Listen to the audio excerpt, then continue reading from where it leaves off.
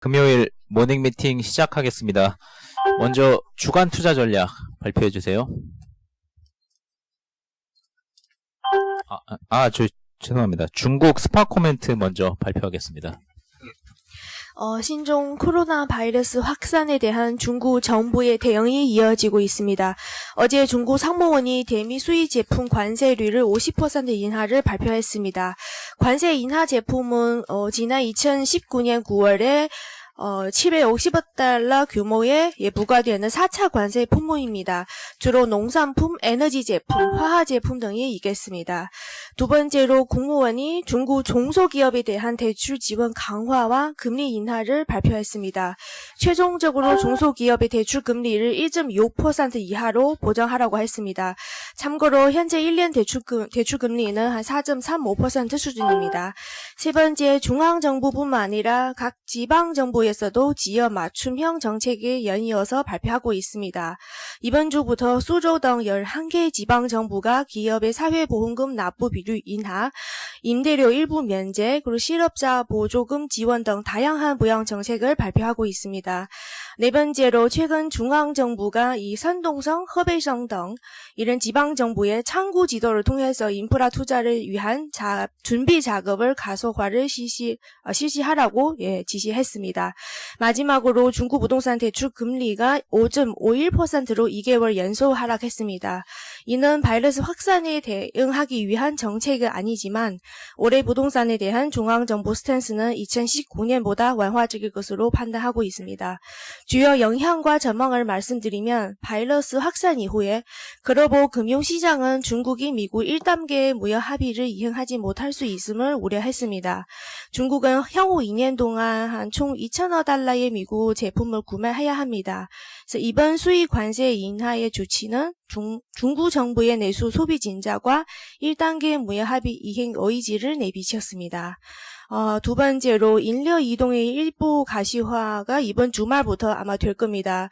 그래서 신규 확진자 수가 재차 급증할 가능성도 존재합니다. 그래서 중국 정부는 바이러스 확산을 방지하는 동시에 부양 정책도 같이 발표하고 있습니다.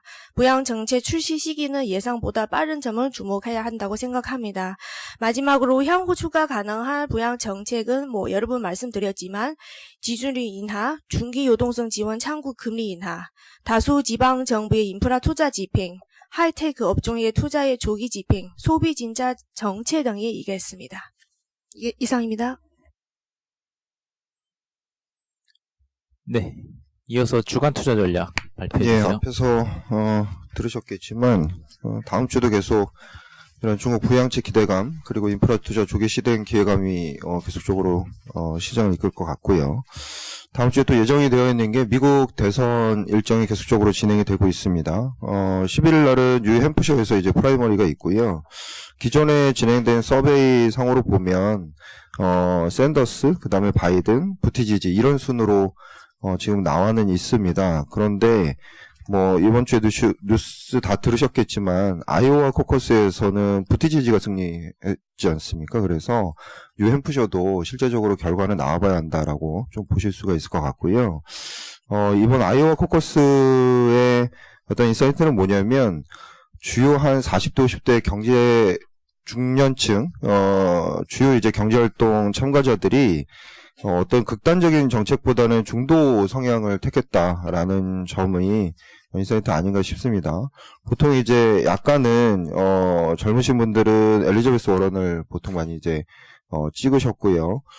좀 나이가 있으신 이런 분들은 샌더스를 이제 찍었는데 샌더스는 아무래도 조금 이제 사회주의 쪽에 좀 더 치중한 이런 이제 면이었고, 엘리자베스 워렌 같은 경우에는 IT 기업들을 좀 해체하자 이런 이제 얘기였는데, 부티지지는 이 두 가지는 둘 다 좀 너무 이제 센 공약 아니냐 이런 이제 공약들을 갖고 있고, 다만 이제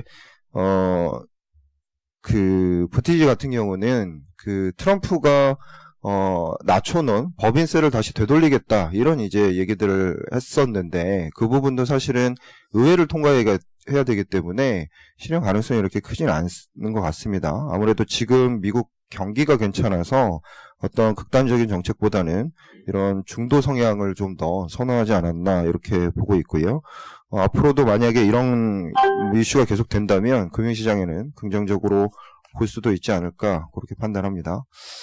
지수가 V자 반등을 이제 했죠. 그러면서 신종 코로나 바이러스 우려 이전 지수대가 한 2240포인트니까 그 수준에 상당 부분 이제 근접했다라고 보실 수가 있을 것 같습니다.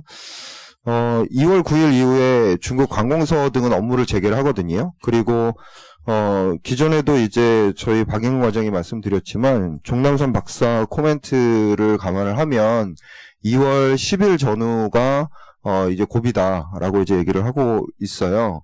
확진자 수는 조금 증가분이 이제 떨어졌다라고 얘기를 하는데 그거보다 중요한 건 이동이 시작되면 확진자 수는 훨씬 더 늘어날 수는 있을 것 같고 결국에는 사망자 수가 여기서 더 이상 안 늘어나느냐가 가장 중요할 것 같습니다.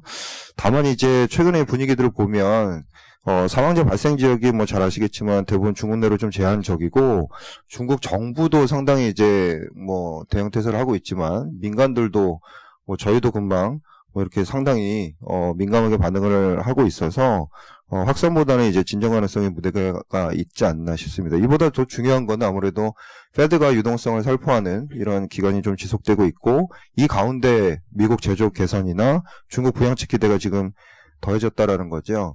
단기간에 좀 빨랐으니까 숨고르기는 존재할 수 있겠지만 우상향 흐름은 지속된다라고 보고 있고요. 업종별로는 이제 TMT의 주도력이 지속되는 가운데에서 이런 중국 인프라 투자 기대감, 그 다음에 이런 관세 뉴스로 소재 산업체 밸류 정상화 나타날 수 있겠다 이렇게 볼 수가 있을 것 같습니다.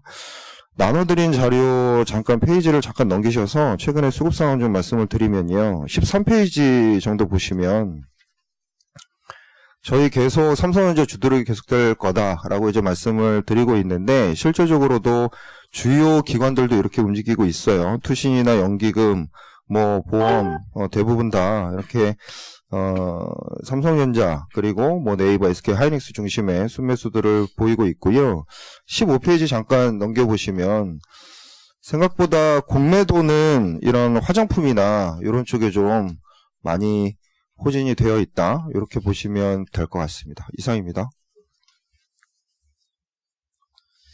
네, 질문 없으시면 웨널스트리 외부 일정 관계로 잠시 순서를 바꿔서 하이트진로 농심 발표해 주세요. 네, 어제 오후 하이트진로와 농심 잠정 실적 공시 발표가 있었고요.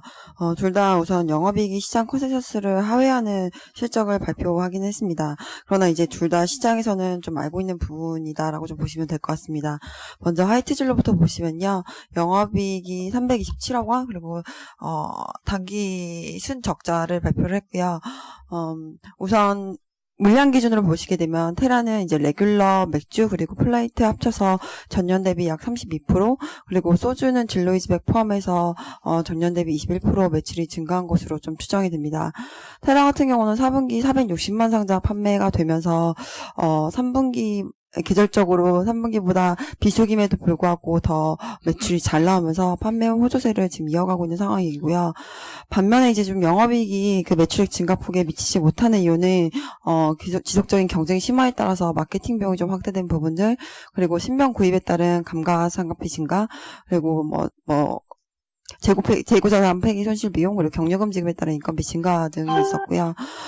또 이제 그 영업 외딴에서 보시게 되면은 얘네가 이제 마산 공장을 맥주에서 소주 공장으로 전환을 했었는데 거기에서 나왔던 그 재고 폐기 부분들이 좀 이제 영업 외딴에서 좀 반영이 되었고요. 그리고 예전에 정말 그 시점도 알지 못하는 그 과거 예전에 얘가 무슨 손실 관련해 가지고 충당금을 잡았는데 이 부분이 또 비용으로 반영이 되면서 올해 4분기에 이 부분이 좀 반영이 됐다라고 좀 보시면 될 것 같습니다.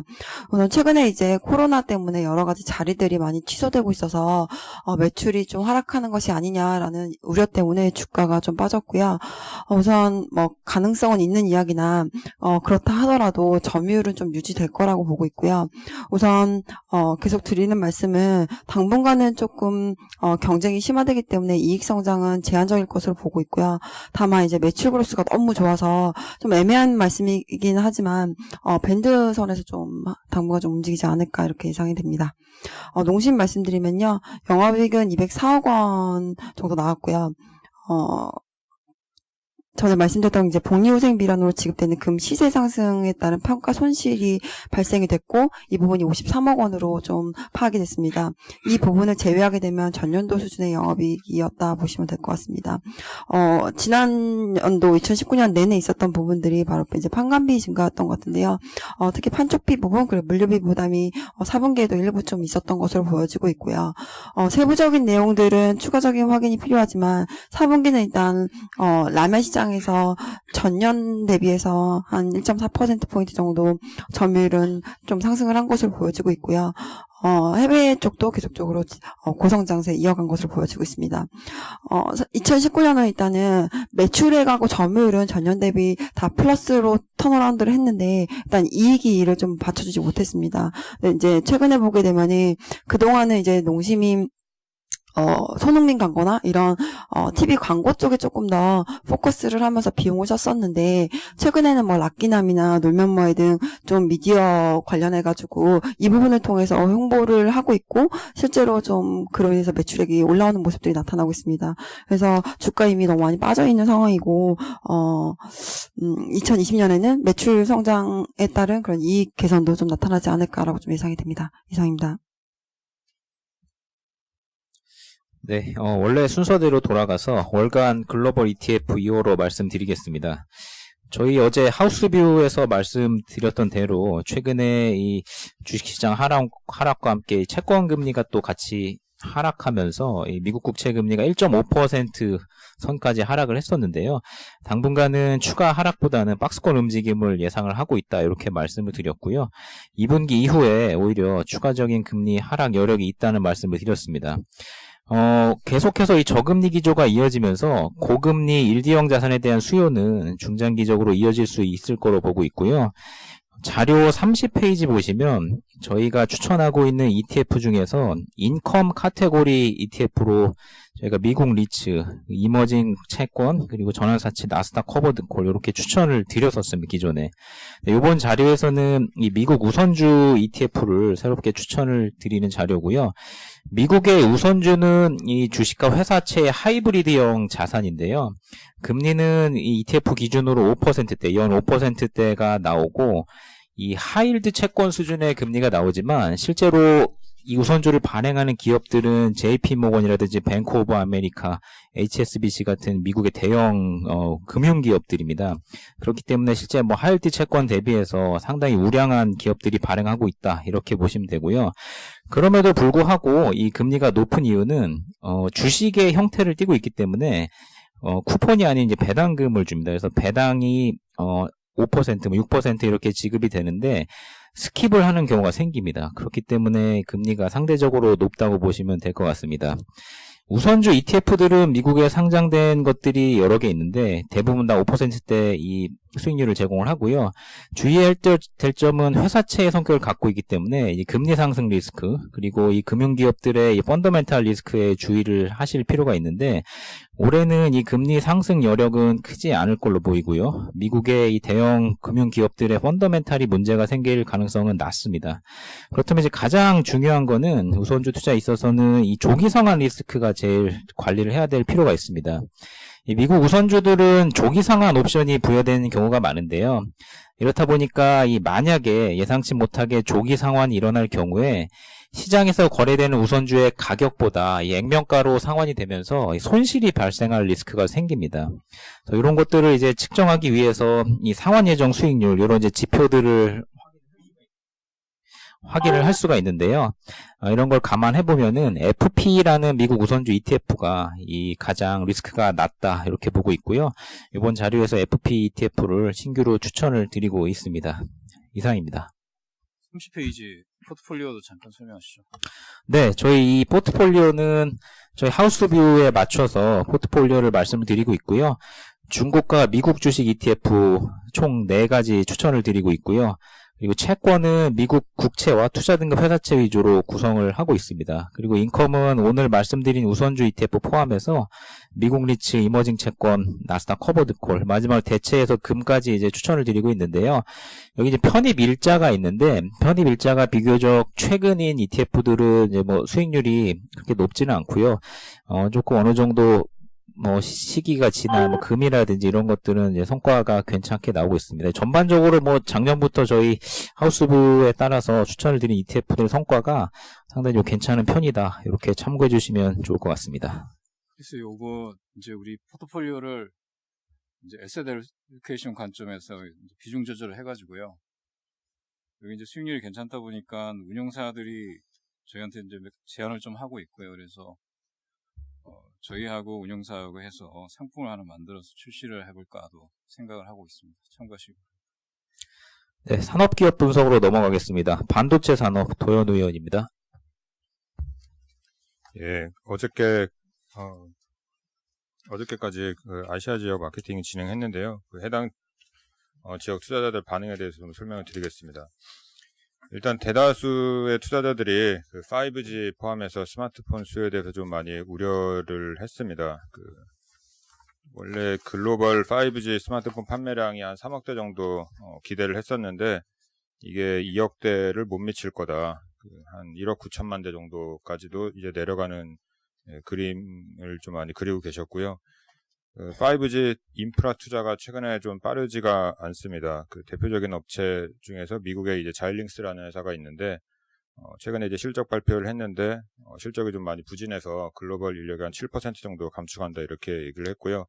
삼성전자 네트워크 사업부도 작년 상반기까지는 상당히 이제 고성장을 하다가 하반기 되면서 성장률이 좀 많이 떨어지는 그런 분위기가 좀 감지가 되고 있습니다. 인프라 투자가 좀 늦어지니까 5G 스마트폰에 대한 기대도 좀 많이 내려가고 있는 게 아닌가 이렇게 좀 보고 있고, 우한 폐렴 영향으로 최근에 그 중국에서 이제 생산이 좀 잘 안 되거든요. 그래서 스마트폰 판매량에 좀 부정적인 영향을 끼치지 않나 이렇게 보시는 투자자들이 대다수였다 이렇게 보시면 될 것 같습니다. 근데 저희는 그 반도체 수급은 여전히 긍정적이다 이렇게 보고 있는 게 스마트폰보다 최근에 수요를 데이터 센터가 많이 주도를 하고 있습니다.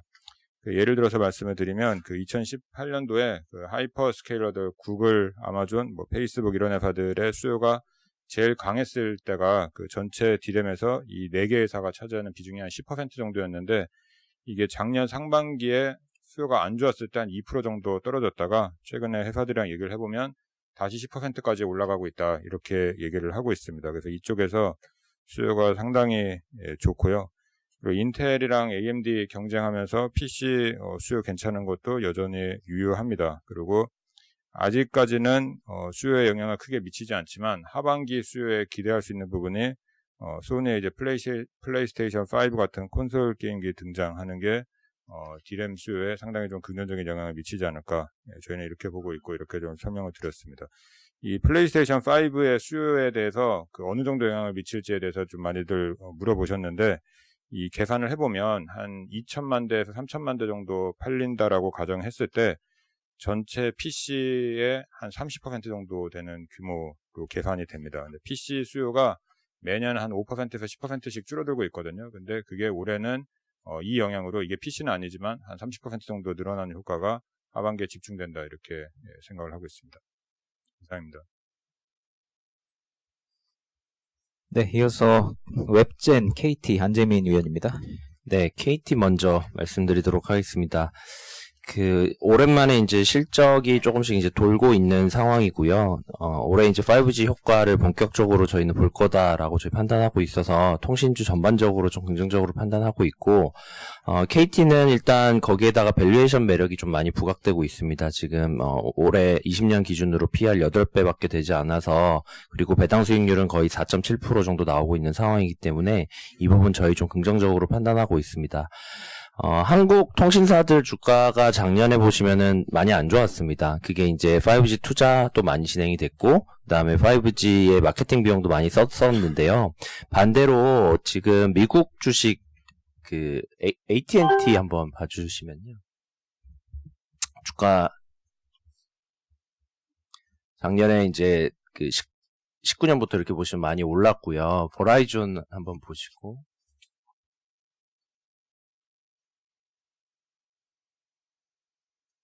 네, 그리고 일본의 그 NTT 도코모.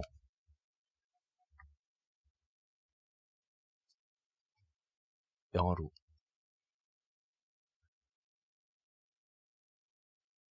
네, 뭐 KDDI 이런 업체들도 있는데요. 주가들이 상당히 많이 올랐습니다. 근데 반대로 생각해 보시면 얘네들은 지금 5G 투자가 들어가지 않았던 나라이고요. 뭐 미국은 일부 들어가긴 했지만 이제 많이 들어가진 않았습니다. 일본은 20년 3월 달에 이제 시작을 하고요.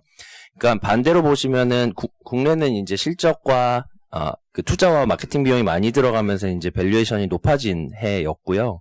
거꾸로 이제 국내는 이제 올해부터가 이제 투자가 이제 낮아지기 때문에 밸류에이션이 이제 떨어지는 시기에 들어갑니다. 그래서 저희는 이 부분에 좀 주목을 하고 있고요.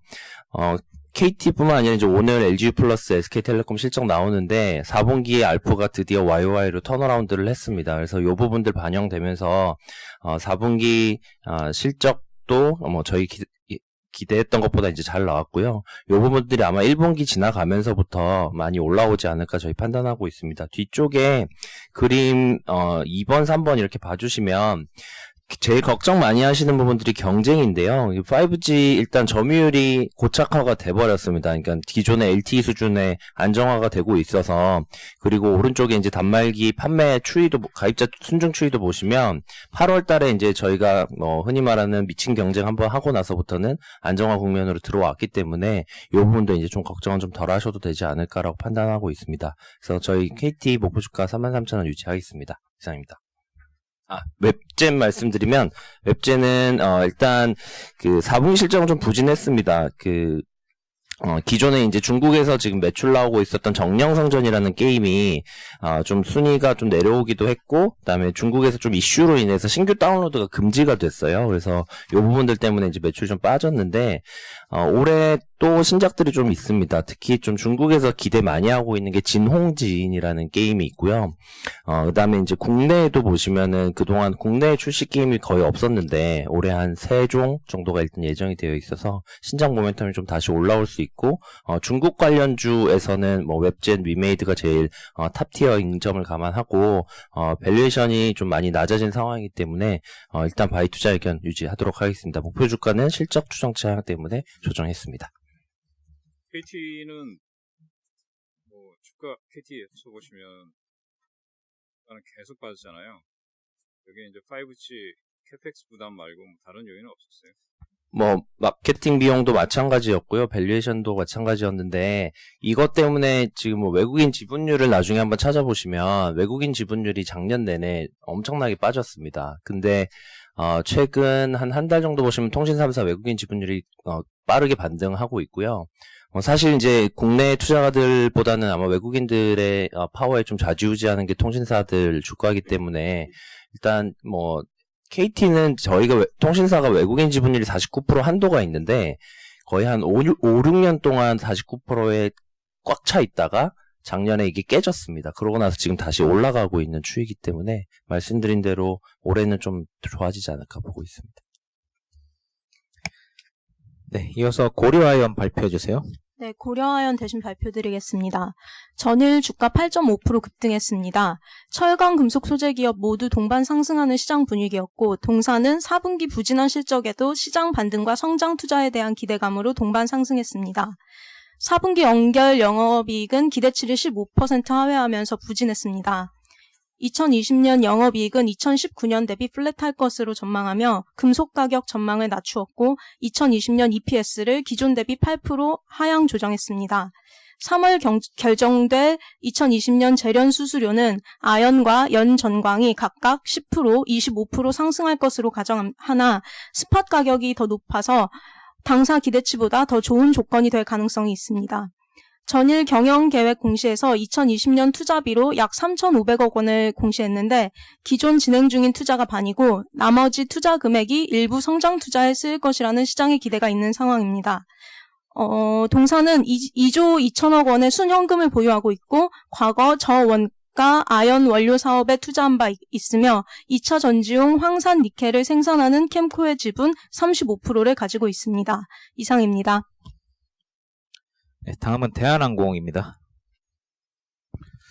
네, 대한항공이랑 TA항공 같이 말씀드리겠습니다. 먼저 대한항공부터 말씀드리겠습니다. 4분기 정비비에 대한 회계 처리 변경으로 인해서 일회성 이익이 좀 반영했고요. 이를 제외하면 추정치 충족하는 수준의 실적을 기록한 것으로 보고 있습니다. 코로나 바이러스를 감안해서 상반기 좀 탑승률을 하향 조정했기 때문에 2020년 영업이익 추정치 7% 정도 하향 조정했지만 본격적으로 재무구조 개선 기대감들이 주가에 좀 긍정적으로 작용할 것으로 보고 있습니다.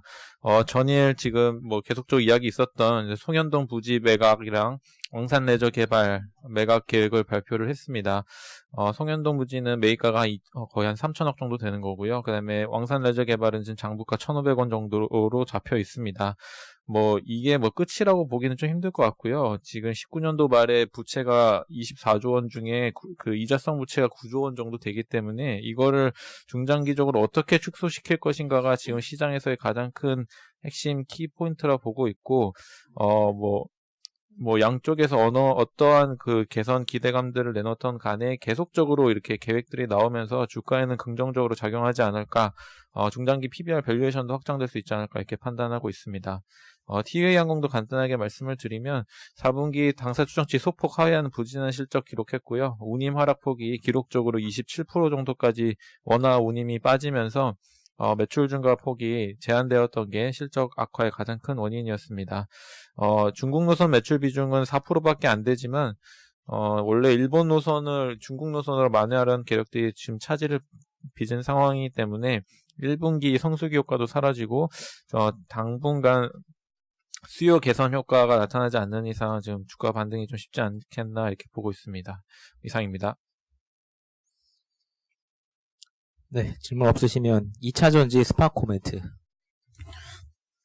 네, 전일 그 ESS 화재 사고 조사단이 화재 사고 원인 조사 결과를 발표를 했고요.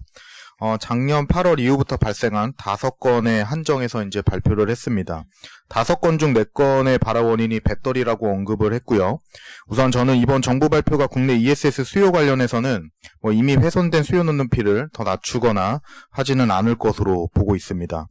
이미 수요자들은 ESS를 선호하고 있지 않고 배터리 셀 업체들도 국내 ESS 사업을 이제 작년 3분기부터 보수적으로 전망하고 있기 때문이라고 이제 볼 수가 있고요. 저랑 이제 이민재 위원은 20년도 올해 국내 ESS 수요는 감소할 것으로 전망을 합니다. 이유는 크게 3가지로 보고 있고, 첫 번째는 올해 7월부터 신재생 연계형 ESS의 REC 가중치가 이제 축소가 되고요. 두 번째는 내년 1월부터 이제 피크 저감용 ESS 요금할인 특례도 일부 종료가 됩니다.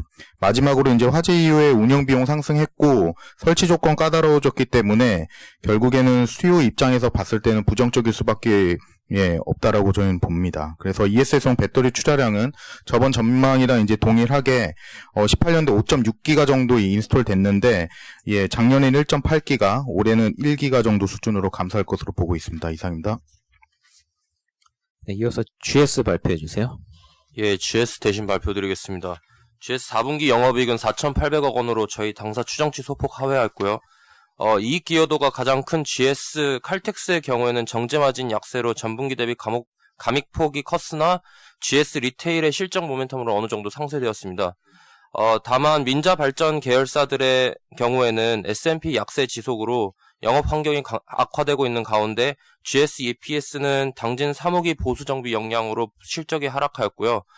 GS ENR의 경우에는 발전 원가 축소 요인 부재와 조정 개수 하락 등으로 부진하여 저희 추정치 소폭 하락한 배경에 그러한 요인들이 있었습니다. 2020년 영업이익의 경우에는 작년과 유사한 수준인 2조 401억 원 정도 전망하고 있고요. 다만 1분기의 경우에 정제마진 약세 지속으로 영업이익은 작년 4분기 수준 예상하고 있습니다. 민자발전 계열사의 경우에는 S&P 약세 지속에도 불구하고 GS EPS 바이오매스 2호기 가동과 GS ENR 포천 집단 에너지 온기 반영 효과 등으로 이익 성장 지속될 것으로 기대되고 있습니다. 이상입니다. 네, 다음은 KB, BNK, DGB 금융지주 같이 발표해 주십시오. 네, 어제 은행 3사 KB, BNK, DGB 금융지주 4분기 실적 발표가 있었습니다. 지난 신한지주 실적에서 봤던 트렌드와 같이 연말 특수 일회성 요인이 매우 많았고요. 주로 마이너스 요인으로 실적 희석 효과가 상당히 컸습니다. 이 일회성을 걷어내고 이익의 핵심을 들여다보면 KB는 경상적 순이익 레벨이 기대치를 상회했고 주요 효율성 및 관리 지표가 양호한 흐름을 지속했습니다. BNK는 전반적인 earnings miss였고요.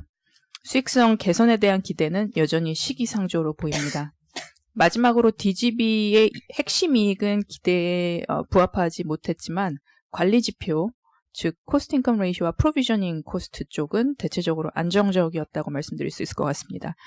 실적 컨퍼런스 콜 통해서 재확인할 수 있었던 경영진의 주요 메시지는 KB의 적극적 자본 활용 계획이었습니다.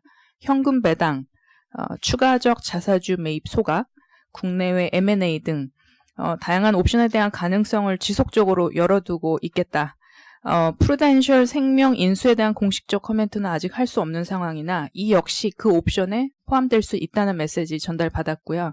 현실적으로 2020년에 다양하고 의미 있는 자본 정책을 구사할 수 있는 유일한 한국의 은행이라고 생각합니다. 이상입니다. 네, 다음은 현대백화점 발표해 주세요. 현대백화점 대신 말씀드리겠습니다. 순매출 6,100억 원, 영업이익 1,000억 원 정도로 당사 추정치 부합하게 나왔습니다.